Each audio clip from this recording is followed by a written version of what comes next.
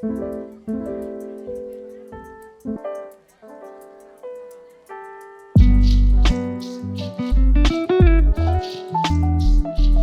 everybody, welcome back into another episode of The Real Family Business, where our family business helps your family business.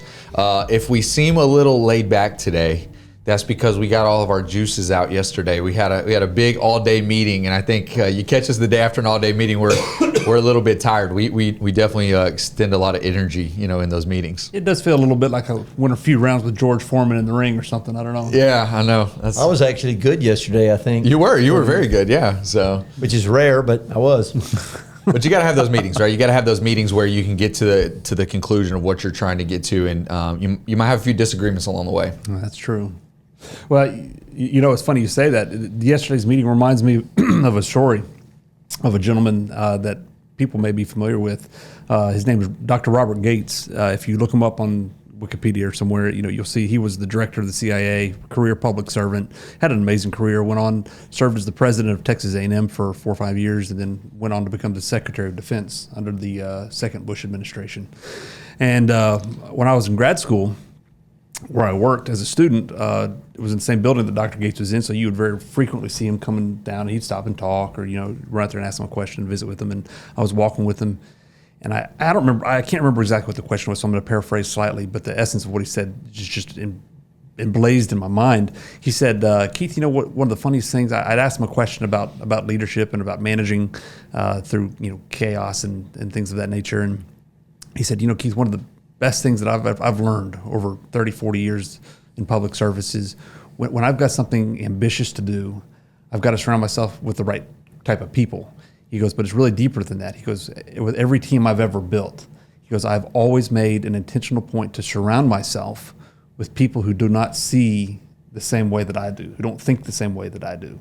He goes, again, I'm paraphrasing, it seems like you're inviting chaos when you surround yourself with people who don't see the same way that you do. But what you do is you get out of the echo chamber.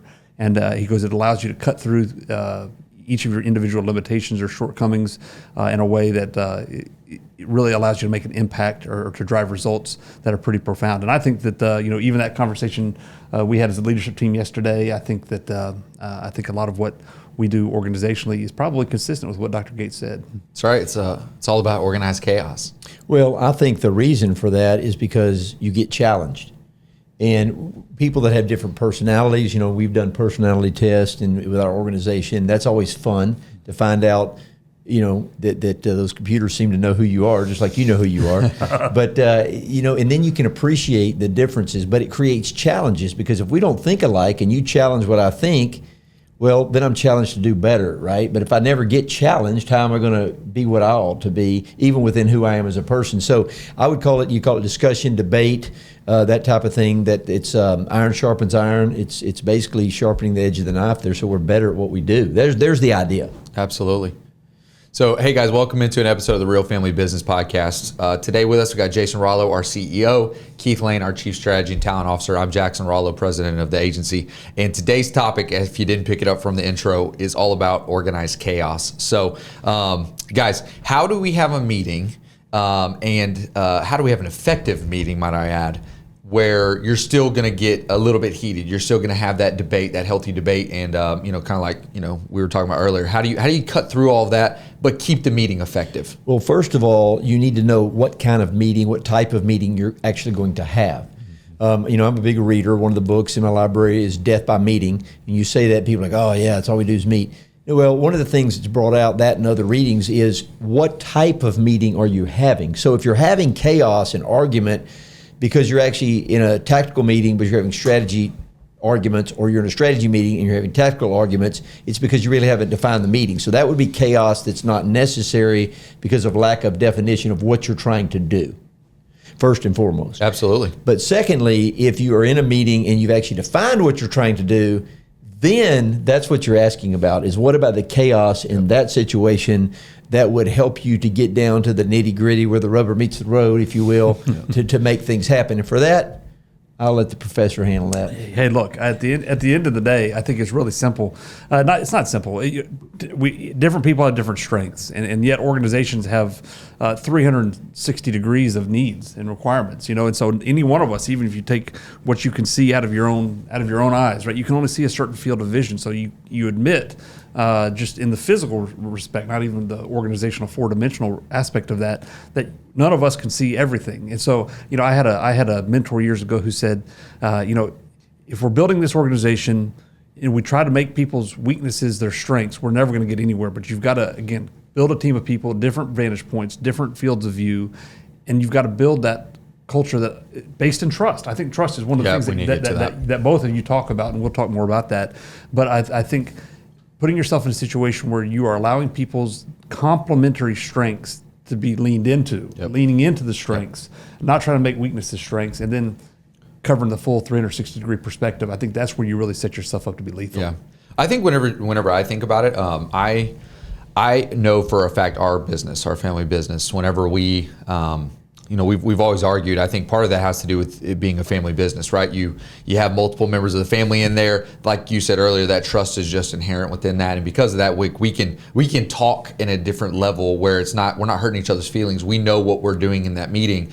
And I think the power of a family business is you're able to have that discussion. I know for us, we leaned away from that for a little while. We would always argue, but I think newer people to the meeting were thinking, well, that wasn't very effective. We didn't really get much done. I know we heard that, right? We bring new people into the team and they always had those opinions.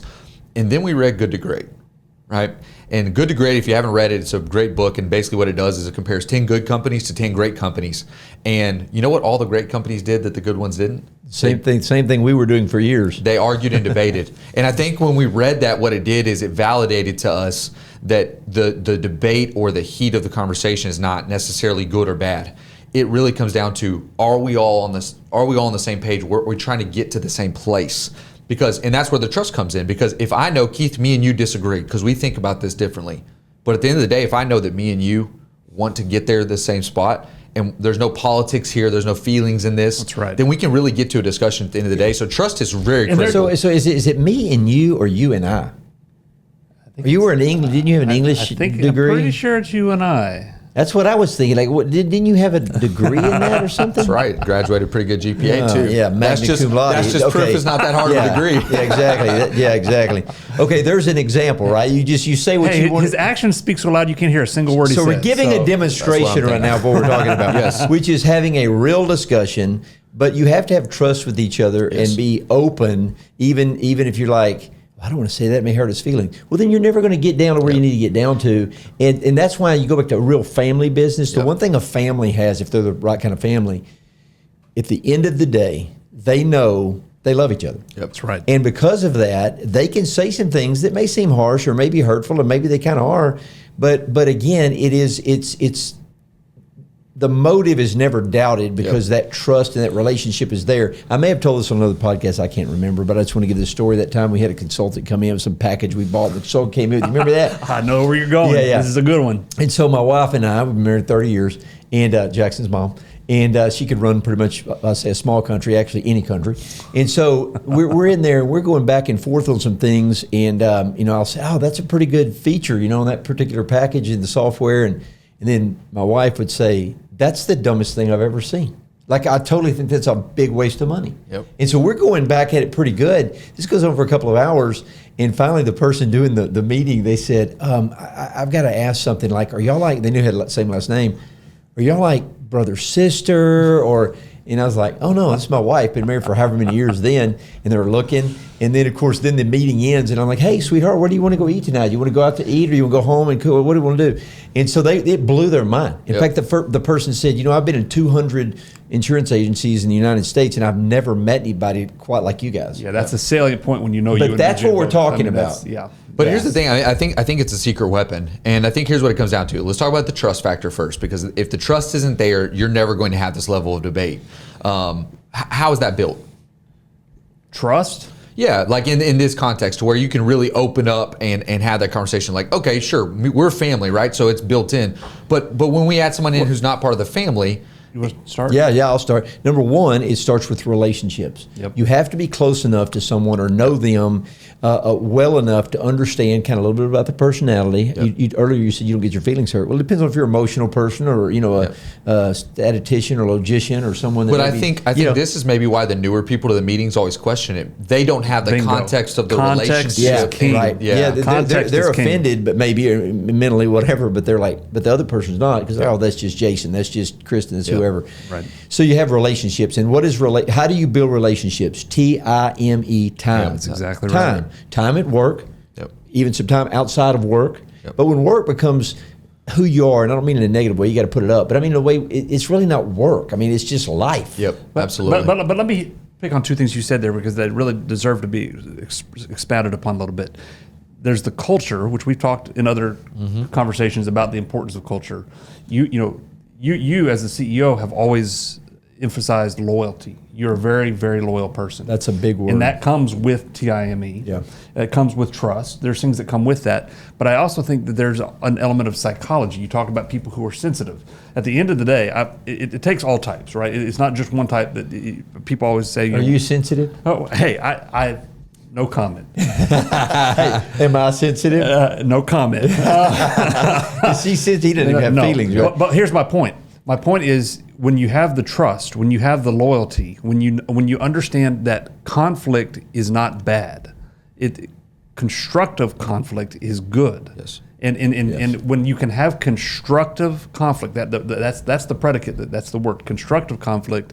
It really opens the door for a perspective that one person on their own can't sustain, can't endure, and I think that's part of what in the family business environment. I've talked to other people in family businesses quite a bit, and I've heard stories of other people where you've got an authoritarian type who runs things, and they're so dominant and they're so singularly focused, so channel focused that they don't. It doesn't create the environment where trust can be established, where loyalty is emphasized, and where constructive conflict can be leveraged as a There's weapon. a big word I want to bring In a up, good and then way. I know Jack's probably some comments, but in that word's humility. If you're not humble enough to take the constructive criticism, then you have people that take it the wrong way and end up creating harsh feelings and bitterness Bingo. and dissent and that kind of thing. But that doesn't mean you can't be strong in your opinion. I Absolutely. mean, clearly, All three of us are pretty deeply convicted guys here. Absolutely, and we'll argue our point vehemently, maybe even too strong sometimes. But the point is, we're humble enough. That goes back. Think about, so you have relationships that build the trust. You have time with each other. Yep. You're humble to where you take it the right way and That's the way right. it's meant, not necessarily that's right. just emotionally. Yep. And all of that kind of comes together. I think when you think about this, though, right, the trust has to be there, but then you start really understanding the power of the chaos, right? Right. We have made some really great decisions because there was chaos in the meeting, right? I think yesterday we made a great decision. We made a change True. where at the end of it, we all agreed, but I think for about 30 minutes, we argued on, no, that's not the right word we want to use for a specific thing we're building. And I think when you think about Jim Collins' book, Good to Great, there's some quotes in here I wanted to read to us to kind of engage in this discussion. But he argues that consensus is often the enemy of a great decision. When you get there too quickly and you haven't had to think through all the alternative points and perspectives, because one of the beautiful things about any company and a good executive team is you should have people with different perspectives. That's going to help you think about the decisions you're making, not just from one person's perspective, because a lot of times if you're in sales, something you do maybe in marketing. Well, guess what? If you do it only to the people that they're kind of people you are, you're missing a huge audience out there that's different types of personalities and styles. So he had a quote in here that I really loved, and it was from a gentleman, and basically he was talking with his executives, and here's how the quote goes. He said, "Gentlemen, I take it we're all in agreement on this decision." Everybody nodded their heads in agreement. Then Mr. Sloan said, "I suggest we postpone this decision until we generate some genuine disagreement so that we might know what this decision is all about." It's good. So when you think about it, how is the chaos of the meeting so valuable? Like what are the things that come out of that chaos of that meeting, and what are y'all's thoughts on those quotes? Well, I want to go back kind of the quote a little bit, but years ago, there was I'll never forget it, I think it was a webinar phone call, and one of our executives at the time was early on, and I think they didn't know maybe what they could or couldn't say a little bit. They would say a lot, but maybe not as much as they should, certainly not as much as they say now. And I remember, and I said to this particular person, I said, are you saying that basically that what I'm saying is stupid and that we should not do that? You could have heard a pin drop. And in a kind, nice voice, she said, yes, sir. And I said, good for you.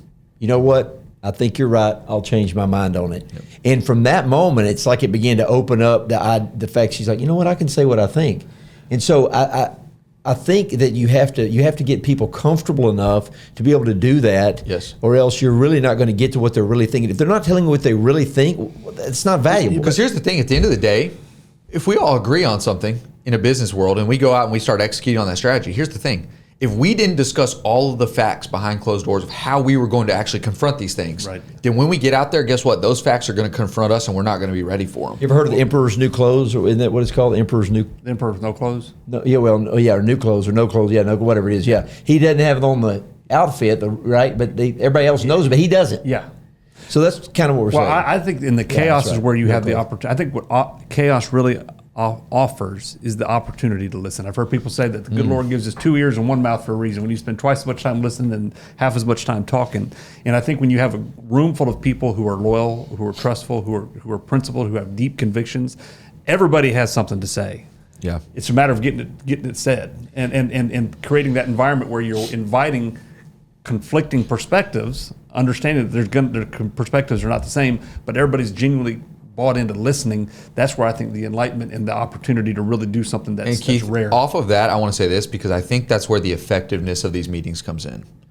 Look, you can have a chaotic meeting and you could have all the debate in the world that's completely useless. And I think that really there's 2 types of groups out there where one group's going to say, yeah, we fought all day and we talked about a lot of great things, but we're not going to put any of this into action, right? And I think that's where the effectiveness comes in. It doesn't come into the discussion necessarily.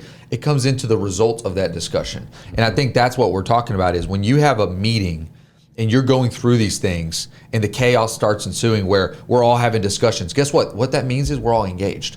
Right? I think it was fun yesterday because for the first time, me and Josiah behind the controls over there, we got into it a little bit, right? And it was funny because you were really quiet. You were just sitting there listening. But I told him. No, I was. You were videoing it? Filming you. Good. Well, at dinner last night, we were talking about it. I think I did. So, that's the point. Family business, right? We argue in the meeting. We go to dinner that night. And at dinner, we were sitting there talking about it. And I told Josiah, I said, honestly, I was so excited that you did that. You know why? Because that showed me that you were in the meeting. That showed me that you were engaged in the meeting. And yes, we're trying to get to the same point, but the effectiveness comes. I pretty much have it filmed. Yeah, the effectiveness comes at the end of that with, hey, the ground was shaking a little bit. We have worked our way down. We have worked our way down from all of this chaos to now we have clarity. Yeah. Because now all of us with different personality styles and different opinions on the matter, now we can go forward unified, right? And I think that's the big deal. Let it be chaos in the room, but it better be clarity whenever it comes out. But again, it's chaos with a purpose because again, the disagreement isn't on where are we trying to get necessarily. Correct. It's how are we going to get there. Yes. And I think that's where the leading by consensus is a flawed approach because if you just what's your knee-jerk consensus? Okay, we got it. Let's go. To your point on that opening conversation in that meeting yesterday. Yep. There was a slight pause, and then the Royal Rumble began. Yeah. And it was pretty entertaining. And where we got was, I think, the ultimate proof in the pudding that wow, okay, that works. So we're speaking about open conversation, yep, communication, trust, relationships, humility. That is how you have organized chaos, and then have an effective meeting with people that care about each other. They're loyal to each other. That's right. Loyalty. And the word for that really is what? Family. So let me say this too, as we kind of work our way down to the end. I think the way for it to be effective is at the end of the day there has to be someone who has put in the work before the meeting to make it effective. It's true. A book I read years ago spoke about having the meeting before the meeting. Yes. Oftentimes, if you'll have meetings with people before the meeting, yep, then when you get in the meeting, you have the real discussion and not the side discussions. Yep. that happen so often. That You're trying to derail get a everyone meeting. on the same page as far as like, Yeah. part of the time, some of the chaos and debate comes because we're using two different words, and so we think we're disagreeing, but really we're actually agreeing. Why did we not really have any arguments yesterday like maybe sometimes in the past we had? Well, what did we do? Because I spent 4 hours with you the day before. Yes, we had a meeting before the meeting Yep. to get ready for that meeting, and now we're, man, Jackson and Jason are kind of doing pretty good today. Well, when we don't do Because that, we aligned ourselves. We got on the same when page. we don't do that, and when you get hit with a surprise, Yep. like renaming things, Yep. without telling me you're thinking about renaming it, right? Yep. And then finally you told me why you renamed it, and I agreed within 30 seconds, Yep. but you could have told me that before. Well, but I think here's the thing: when you think about it, though, if I'm listening to this and I'm in a family business, and you're thinking, okay, well, my team has a lot of debate in these meetings, but they're not necessarily what I would call effective. It's just a lot of debate. We never get anywhere with it. That's chaos, but that's not effective. That is Yeah. on the leader. That's in my opinion. disorganized chaos. Yes, that is on the leader, because at the That's end of the just a day, fight. at the end of the day, you have to put enough time in to plan this meeting out. Because look, like yesterday, we had a plan and we had a goal, and therefore everybody could work towards getting to that goal. right. The thing I love about it, we didn't even finish the discussion. We got halfway through it, but everyone could leave that meeting saying, "Okay, I now know what we got to come back and finish the second half of," and that's how it's effective. My last comment is something you said just a minute ago. I want to come back and hit it again because you're right. I've said it 1,000 times. Organizationally, within the family business structure, you have to have the trust, the loyalty, which culminates in alignment Yep. on who you are, how you're going to go about this process before assignment into what you get into. The assignment is, okay, let's dive into this thing and look at this thing shredded apart from every If you're the perspective and leader, come up if you're the leader, like you said, we all agree on where we're going. We all agree on where we are. The question is, how are we going to get there? For it to be effective, the leader has to define where we are now. That's right. They have to define where we're going, and then they say, now let the chaos ensue of how we're going to get Bingo. there. Well, and the key, I think you mentioned earlier listening, but another big thing is asking questions. Yes. What do you mean by that? Yep. Tell me more about Clarifying what questions. you just said. Yes, open-ended questions, open questions versus closed questions. That is a tool that you can use to get down to what's really going on. And you say, okay, are we talking about, is this a root or is this a fruit of what we're, is this simply a symptom or is it the cause? Yep. Let's get back to what's really going on here. Open questions, listening, dialogue, discussion, disagreement. We're talking about chaos and having an effective business meeting in a family environment. Yep. And here's the thing: if you're in a family environment, which hopefully you are listening to this podcast, then you have a secret weapon at your disposal, which is you already have a lot of that trust and the commitment to the team built in. As the leader, you got to set where we are now, where we're going, and in between there, the how is the thing that we have to discuss as we work. One over important thing as we close, I know we got to close, and that's this. That is one of the big differences in a family business That's exactly what I and was about to say. bureaucratic, That's it. corporate, the corporate world. Because Corporate here's the thing, America cannot do this the way that we're no, they talking cannot about. do They this cannot because, do it. because at the end of the day, what they really do, many of them, maybe not all, but most, unless it's a small team in that environment, is they stifle that. Because exactly right. if you make them mad or go against something that's big, they'll just fire you. You're a number. Family business, it does not work that way. That is That's the the essence of beauty, what we're the speaking of, opportunity, and the limitless upside of what family business makes So possible. what's the takeaway today? If you're running a family business and you are not having constructive debate within your meetings, figure it out. Maybe it's a lack of trust. Maybe it's a lack of them thinking that you're going to fire them at the end of the day, right? Like when that person challenged you, you have to let people challenge you. And then whenever it gets really dangerous is where every member of the team respects every other member in there, and everybody can debate depending on the minute, and it's going to get you to where you want to go. By dangerous, you mean good? In a good way. What do they say when you're pointing your finger at somebody else? You got three fingers pointing back at you. Yep. I mean, that's a good place to start. Where are you at now? Where are you wanting to go? Discuss, debate, and argue all the way throughout the chaos of the meeting, but ultimately get on the same page. And then be unified when you leave. Absolutely. Thanks for tuning in to another episode of The Real Family Business. We'll see you back next time.